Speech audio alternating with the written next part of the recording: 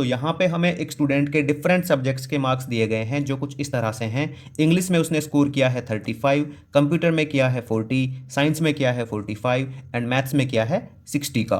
तो जो ये इन्फॉर्मेशन हमें दी गई है उसको हमें पाई चार्ट पे शो कराना है। तो पाई चार्ट पे शो कराने के लिए हम क्या करेंगे, यहाँ पे पर सब्जेक्ट का जो सेंट्रल एंगल है वो फाइंड आउट करेंगे। ठीक है, तो यहाँ पे मैंने इनको प्लस कर लिया है जितने भी मार्क्स उसने गेन किए हैं इन 4 सब्जेक्ट में। ठीक है, तो इनका प्लस करके कितना आया, यहाँ पे ये आया है 180। तो ये इस तरह से होगा 5 5 10 3 4 4 8 4, ये आ जाएगा 12 12 और 6 18। ठीक है, तो 180 आ जाएगा। अब इंग्लिश का जो सेंट्रल एंगल है वो हम किस तरह से निकालेंगे, तो वो आ जाएगा हमारे पास। देखिए इंग्लिश में कितना स्कोर किया उसने 35, टोटल यहाँ पे लिख लेते हैं। टोटल ये कितने बने, ये बने 180 एंड मल्टीप्लाई कर देंगे 360 डिग्री से, तो ये इसको 2 पे कट करेगा तो ये आ जाएगा 35 2 जा 70 डिग्री। ठीक है, तो इंग्लिश के लिए जो सेंट्रल एंगल रहेगा यहाँ पे वो रहेगा 70 डिग्री का।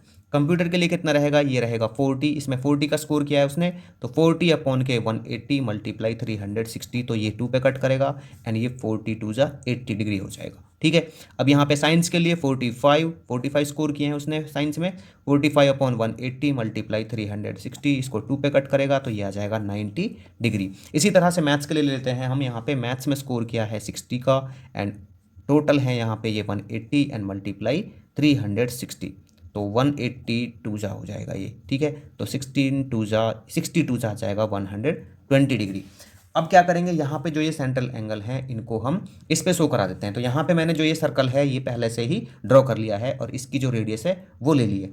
अब यहाँ पे जो सर्कल है ना, आप अपने चॉइस के हिसाब से बना सकते हो, आप बड़ा भी बना सकते हो और छोटा भी बना सकते हो। ठीक है ना, इसकी कोई बाउंडेशन यहाँ पे नहीं है।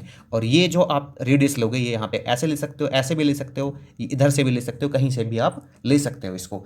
अब यहाँ पे मुझे क्या करना है, इसके इंग्लिश के जो यहाँ पे ये एंगल आया है इसको यहाँ पे रिप्रेजेंट कराना है। ठीक है ना, एक सेक्टर की फॉर्म में। तो 70 डिग्री का मैं यहाँ पे एंगल बना लेता हूँ। ठीक है ना, तो ये देखिए मैं इसको बेस लाइन मान के चलूँगा। यहाँ पे ये इसको मैंने पूरी तरह से कवर कर लिया है। तो जब मैंने यहाँ पे राइट हैंड की तरफ रखा इसको बेस लाइन को, तो मैं लूँगा यहाँ पे नीचे वाले एंगल्स, ये वाले, तो ये आ जाएगा यहाँ पे, ये रहा। ठीक है, तो इसके लिए जो हमारा सेक्टर बनेगा वो कुछ इस तरह से बनेगा इंग्लिश के लिए। तो मैं इसको एक तरह से इंडिकेशन के तौर पे यूज करूँगा यहाँ पे, और ये आ जाएगा यहाँ पे इंग्लिश के लिए सेक्टर। ठीक है, तो कितने डिग्री का, ये 70 डिग्री का। मैं सब्जेक्ट का नेम लिख देता हूँ यहाँ पे, ये है इंग्लिश। अब यहाँ पे जो कंप्यूटर है वो शो करना है 80 डिग्री के लिए। तो 80 डिग्री के लिए आप क्या करोगे, यहाँ पे किसी को भी बेस लाइन मान लीजिए, या तो इसको या फिर इसको। तो मैं इसी को बेस लाइन मानूंगा। ठीक है, तो मैंने यहाँ पे इसको बेस लाइन मान लिया है, ये इसको पूरी तरह से कवर कर लिया राइट हैंड की तरफ। तो राइट हैंड की तरफ जब मैंने बेस लाइन को माना है तो मैं एंगल्स लूँगा कौन से, नीचे वाले। तो 80 डिग्री कहाँ पे है इसमें, ये रहा। ठीक है, तो यहाँ पे लगा देता हूँ, या तो अंदर की तरफ लगा ले ऐसे। ठीक है, और यहाँ पे सेक्टर बना लेते हैं कुछ इस तरह से लाइन खींच के। तो ये सेक्टर बन गया इसका। तो ये किसका बना है, ये बना है कंप्यूटर का। कितना, 80 डिग्री। यहाँ पे लिख देते हैं सब्जेक्ट का नेम कंप्यूटर। अब क्या करते हैं, साइंस के लिए लेते हैं। तो ये है 90 डिग्री का, तो इसको बेस लाइन मानता हूँ मैं यहाँ पे, ये वाला। ठीक है, और इसको बेस लाइन मान लिया है मैंने, तो सीधा सीधा लगा देते हैं, ये 90 डिग्री का होगा। ठीक है, खींच देता हूँ मैं यहाँ से। तो ये सेक्टर बन गया किसके लिए, किसके लिए बन गया ये सेक्टर, ये बन गया साइंस के लिए। ठीक है ना, तो ये 90 डिग्री था यहाँ पे साइंस के लिए।